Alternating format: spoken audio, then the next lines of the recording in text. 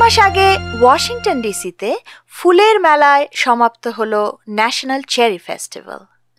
তারপর বাংলা নববর্ষের রেশ মিটতে না মিটতেই রাজধানীর বাঙালিরা মেতে উঠেছেন দেশের শিমুল পলাশের আগুন রঙের সন্ধানে। প্রস্তুত হচ্ছেন নর্থ আমেরিকা বসন্ত উৎসবের জন্য।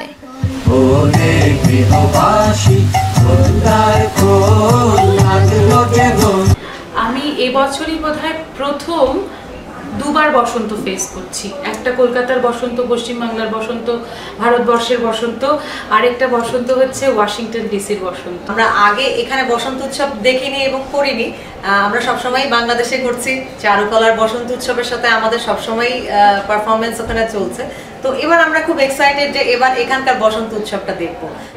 এই শনিবার গ্রিন বেল্ট মেরিল্যান্ডের স্থানীয় হাই স্কুল পরিবর্তিত হচ্ছে বাঙালি ট্র্যাডিশনের জমজমাট আসরে।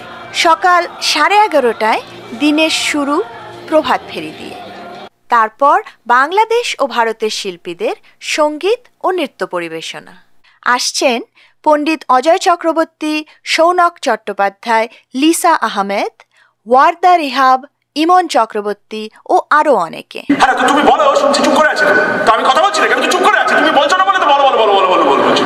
আরে কি আসো, হ্যাঁ তো ঠিক আছে বুঝেছি। নাটকে দেবশঙ্কর হালদার।